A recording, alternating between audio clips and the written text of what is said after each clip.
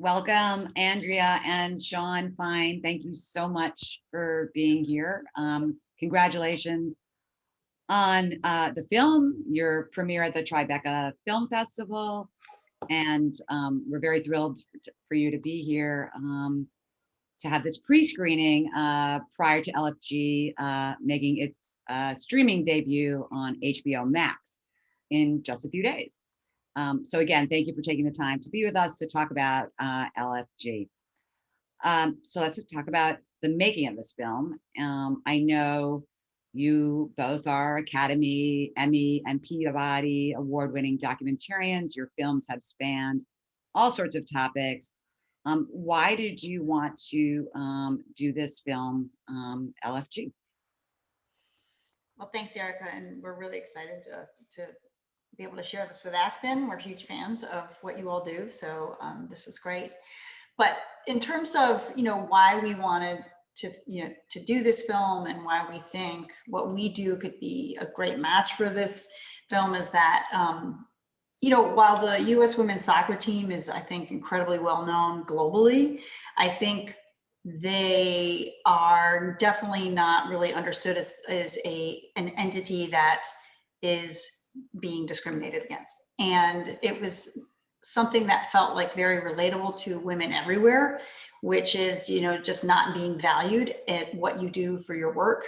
And it was a story that felt like we wanted to sort of clear the record on basically kind of when we started to look into it, what we felt was just really unfair and unjust. And when the lawsuit dropped, I think we really felt that this was a story that needed a personal face that's very relatable to women everywhere and could just really make a ripple effect about how people could access this story, put it into their own lives, and maybe help get attention to why equal pay is justly deserved by the team. And so how did you actually, I'm sorry, Sean, but how did you guys actually connect to the, because we see that in March 2019, there's this secret meeting, and then you seem to kind of follow right on the heels there. So I thought that was. Yeah. So our producing partner, Abby Greensfelder, she came to us. We're all friends. Funny, our kids go to the same school and stuff like that. So we're all in the same kind of sphere. And she came to us and said, I'm starting this new company, and I don't know if you guys know about this, but the women just dropped a lawsuit, for equal pay. And I think this would be a great film. Surely somebody's doing this. And we all three looked and no one was doing it. And she said, I really would like to know how you guys, would do this, or how we would tell the story. So Andrea and I quickly, and it kind of goes to the question you first asked as well, Andrea and I started thinking about, how can we tell this story differently than is out there in the press, or that will be out there, because they had just dropped the lawsuit and it's huge. And so we immediately said this has to be told from their point of view, from the players' point of view. If we can't get them on board to tell their point of view, it's their story, then it's not interesting to us as filmmakers. Because I think that's the theme that runs through all of our films, whether it's a child soldier or a young homeless girl, it's always their story told by them. And so you were trying to connect the audience with the person that's living and breathing that story. And so I think that that's ultimately what we wanted to do. I think we probably in the beginning thought that would be a little bit easier than it was, because the amazing thing about this team is that when they decide to do something, they lock it down. They create a bubble around them, and they decided to sue right before they were going to the World Cup. So we started talking to them. We started to have talks with their agents, start talking to them, but they were like, look, we're shutting it down. There's no more talking about the lawsuit. We're focused on the World Cup and you see it in the film, they need to win the World Cup to affect the lawsuit, to sway public opinion. So we consciously made the decision to say, okay, we're not going to chase them to France and all this stuff and try and get this access. And, that everybody in the world will see that. What we're interested in is what happens if they win or lose and they come back to the US? What happens then? And that's where we pick them up. That's where we actually first meet them. That's where we first met Megan, literally right off the plane from France. We all three sat down with her, talked to her about the film more, told her our vision over coffee. And she was, to her credit, she's like, I'm in. Like, I can't speak for the team, you have to get the rest of the players, you know, that you want in the film, but I'm in. This is important. I think the way you guys would tell this is important. So I was going to ask that question, you know, so who was your first connection point? But, you know, as always, when as filmmakers, when you do documentaries, you know, how did you win the trust of the team essentially to make the film? I think, you know, like anything, I think our prior experience and history helps, you know, that they see that people have trusted us with very sensitive stories and stories that mean dear things to the people who are the subjects. But we try to, as much as, you know, whenever we start working with someone, we're like, this is a really collaborative piece. It will be your story. It starts and goes through with your words.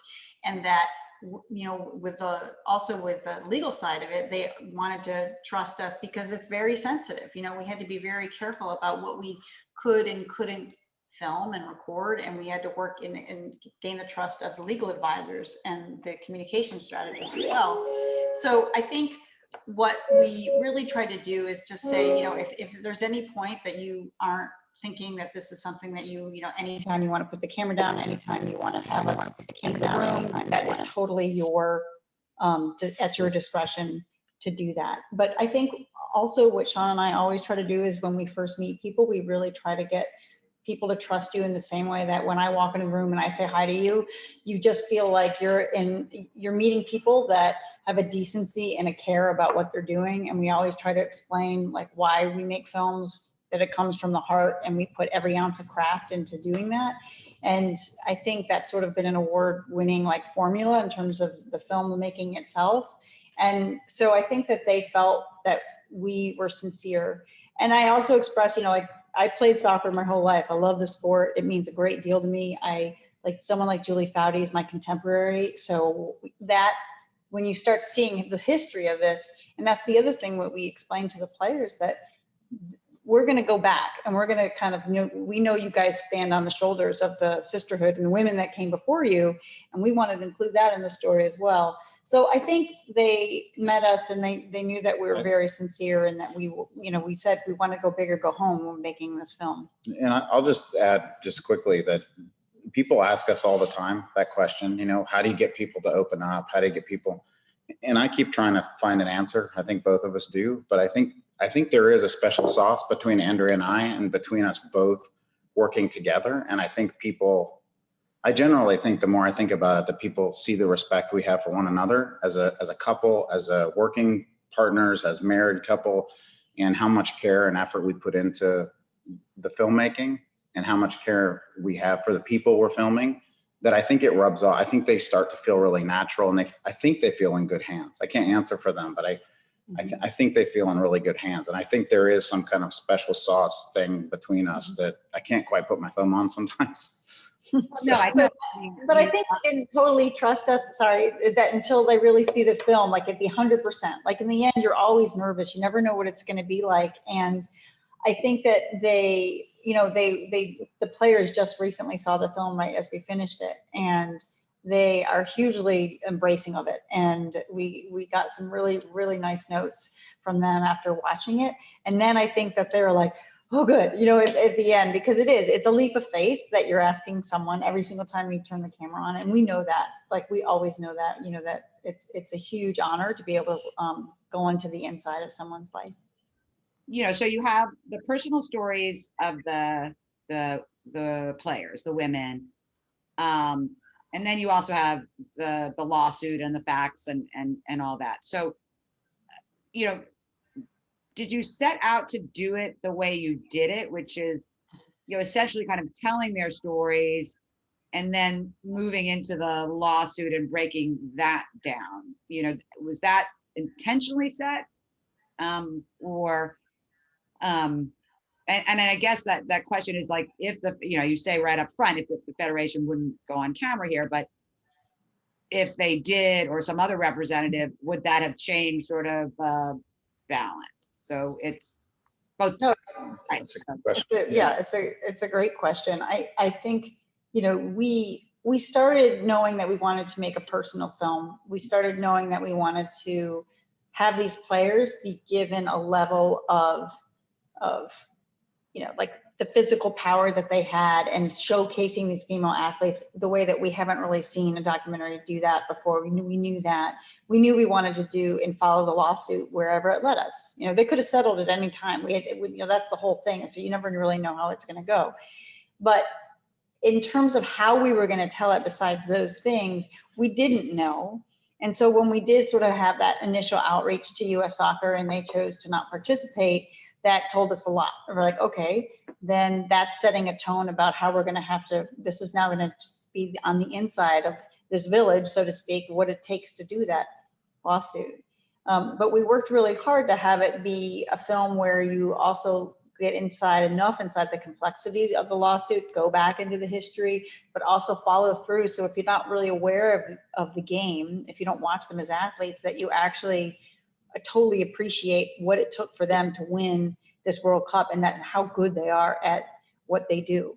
So I think it was unfolding, and as the twists and turns happen within the lawsuit, with mediation, with summary judgment, and those become pivots in the road. And it was like we weren't sure where it was all going to go. But I think in the beginning we sat down and said, you know, how do you make, we don't want to make just a classic sports film. I don't think that that's what we want to do here. Everyone knows they're great athletes. I've seen them.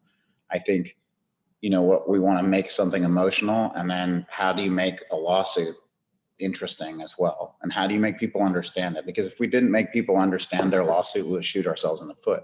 So it's this kind of thing of, you know, we sat down for a long time, Andrea and myself, and with the editor as well, trying to just talk through some ways that we could do that. And then the other part of this film that's a little unique too is like the women are spread out all over the country. Their schedules are all over. Throw COVID into that too. There's a lot going on. And so you never know what you're going to capture. So some of the structuring, a lot of it in this film especially, is happening in the edit room and stuff like that. So, but I think that goal of like capturing their emotion, capturing their swagger, and telling this lawsuit in a compelling way, that was our kind of our guiding light. I think those three things. Yeah, I think there seem to be like a lot of different choices we could have made, you know, Yeah. to either, you know, to, you know, have, you know, the experts say blah, blah, blah, blah, blah, or, you know, do this and that. And what I thought was interesting and, you know, certainly showed the point of view was you had often Megan and others actually explaining it to us. Certainly the lawyer was there too, but I thought that was an interesting technique that you guys used, you know, to both show their humanity, but to also show, you know, that how they explain it to the public is also an important note to make. And, you know, and it shows how hard they worked, because it's their lawsuit. You know, it wasn't like we're saying, hey, can you please, like, here's the text and here we are asking people like, well, what does that mean? Can you break it down? And we don't give questions ahead of time. So those questions are like, you know, right there on the spot. So when Megan's telling you at the end of the film what happened with summary judgment, she's right on. And then when we're like, okay, then we go check with our lawyers and all the lawyers, make sure we can use that. She's right. They're like, yeah, she's right on. It's perfect. Like, and so that's unbelievable. I mean, that's the other part of this. They work so hard. They know every part of this lawsuit. They didn't just hire some fancy lawyer to go out and, you know, expensive lawyer to just go out and do this for them. They work as a team, as a unit, you know, and with the lawsuit, with winning world championships, it's the same. And that, you know, I hope that comes through in the film. And I think you just sort of look at who, as you look at your characters, they also are, you know, anytime you have something in the film and you're trying to figure out how you're going to tell different parts of the story, it starts to emerge. It's almost like you're carving away. You know, we began by first, you know, doing a long interview with each of them, and you're starting to get some of the pieces that you're working with, and then you start to sculpt, okay, well, who's going to tackle what subject? And they all spoke so eloquently. These women are not only like world-class athletes, they are whip smart, you know, and that they know the lawsuit inside and out. And they're able to like explain it, and they do it with passion. So it's so much better that they're telling their own story and they're explaining the lawsuit. And you know, lead counsel Jeffrey Kessler, who is him and Cardell Spangler, who were the two lawyers that you see in there.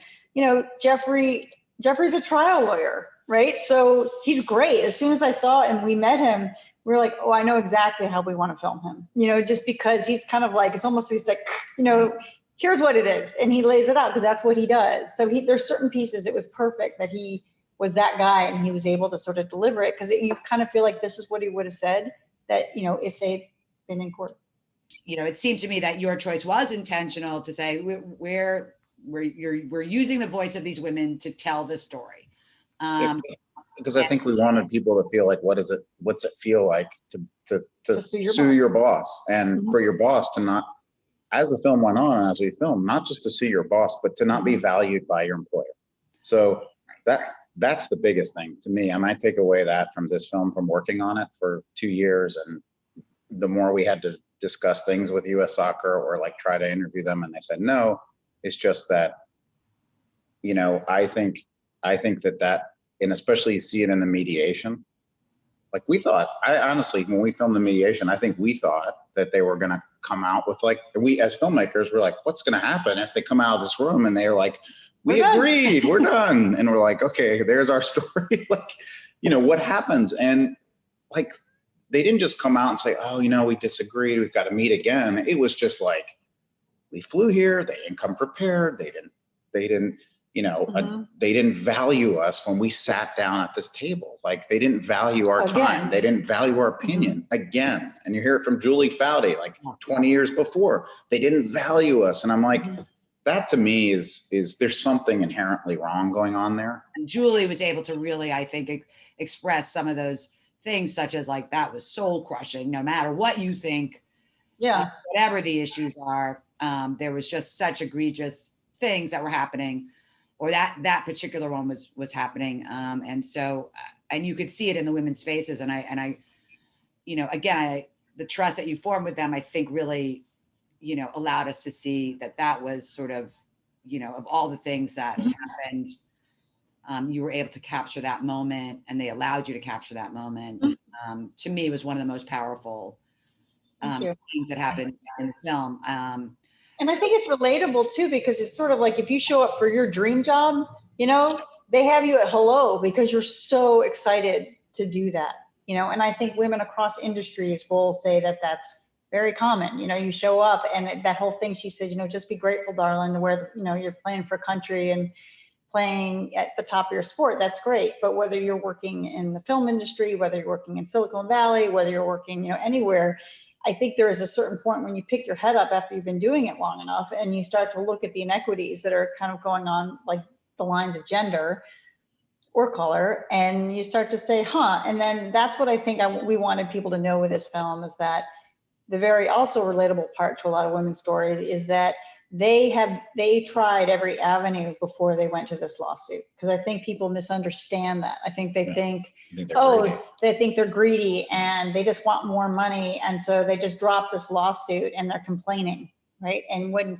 it was very important to us that we rewind and show, no, there's a lot of history here. And there's a lot of sitting down at the table again and again.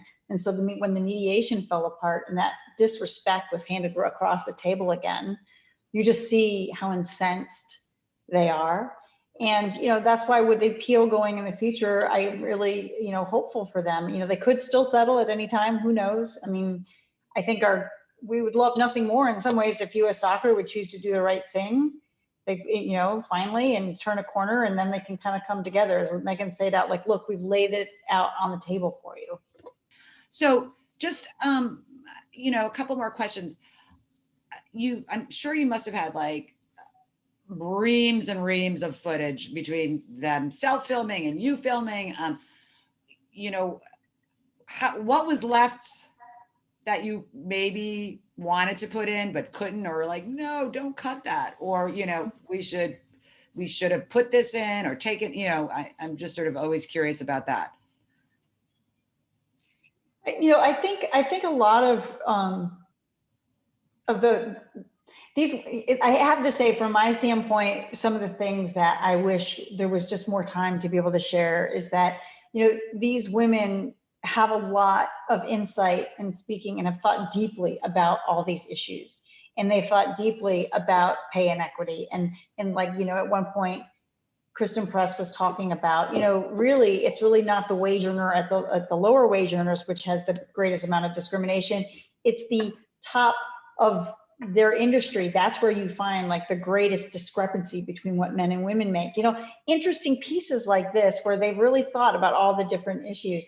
And, you can only put in, so much of like them basically sharing their hearts and minds, to fit into the film. You don't, but I think that there were a number of moments when I thought they just spoke so eloquently that I wish that people could hear more. Yeah, and I think just in terms of, more verite kind of things that we filmed, like, and it's not to say it like their lives, and you see a little bit of Jessica in the NWSL, which is the National Women's Soccer League, and what that's like.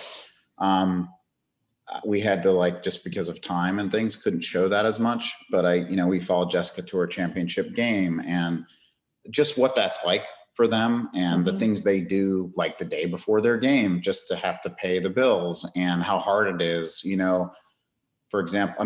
They love their teams, and the NWSL teams are doing the best they can, I think, with the funds they have. But like, to film Megan, like, going to practice with her team right after the World Cup, and literally their meeting rooms are in a high school, and their weight room is in a chemistry class that's been converted into a weight room.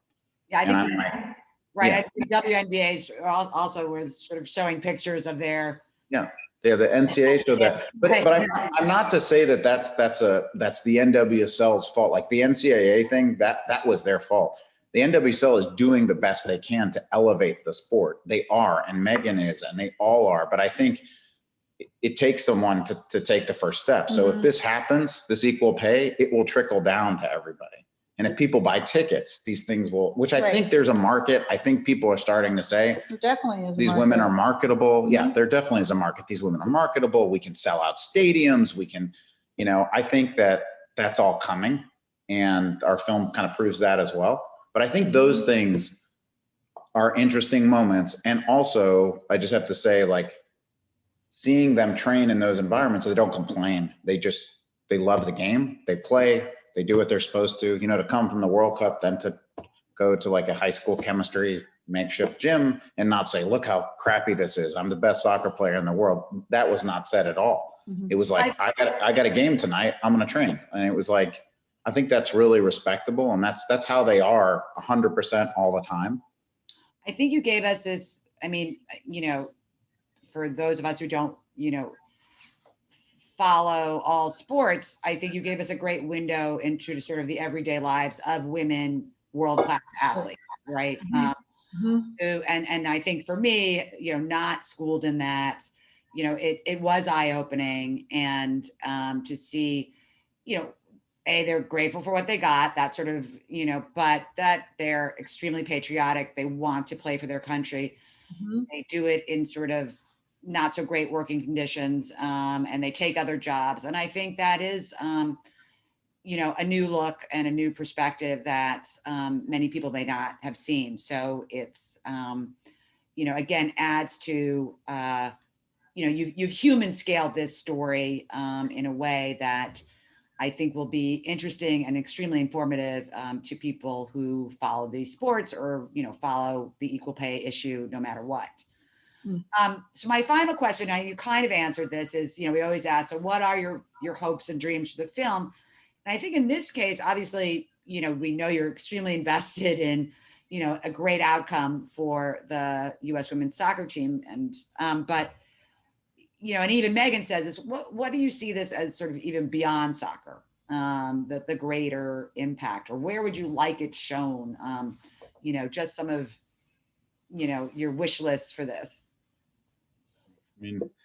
This film is the first film we just launched a new company called Change Content. So as the name implies, we want this film to create change. We want it to create widespread change, and we believe in the ripple effect. We believe in a small change creates a bigger change. So first is just, for this film to make that small change, and maybe it could push the equal pay thing. Maybe it could push a little bit of a settlement or them to meet again. Who knows? That would be pretty fantastic.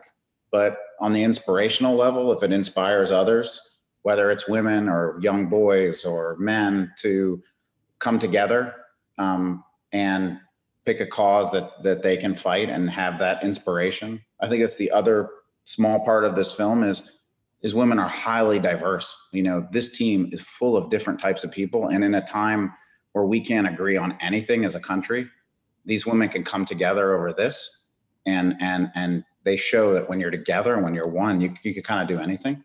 And so that's part of it that I hope for. And I loved being able to put a face and an in-depth look at these women, you know, female athletes and what they can do as a team. And I think it's really exciting for girls across the world when they see this film to, like, you know, we took our creative nod from how they carry themselves, from their swagger, their confidence, their total assurance, and their collective force. You know, you don't have a lot of like stories told from women team sports. You know, you can think of like a huge number for men, right? But like if you look at films and look about, wow, look what they achieved together. Look how badass they are. Look at how they have such power in their bodies, and look what they achieved together. And I think that is really exciting. You don't have to play soccer. You don't have, it doesn't matter. It's just about being inspired and having, hey, this is a whole different way you can like live your life if you want to do this, if that's what, you know, floats your boat or not. It's just about, you know, you watch this movie, you go to negotiate your contract at work, you're going to be like, well, hell, LFG, you know, like, let's give me what I deserve. It's such a great message. And they were a very tight bunch that, you know, had a very, you know, absolutely unique tone about them, and absolutely brought that across. And I think it will certainly resonate. And I think that's what we can, you know, artists can hope for, you know, when they make films like this. So I wanted to thank you so much for being with us today, and for letting us screen this film and bringing us the stories of these women, and to bring the issue. Congratulations, and you know, posted, and we will hopefully speak to you soon. Thank you. Well, Thank you. Erika. Thanks for having us. Thanks Thank you so everybody much. for watching.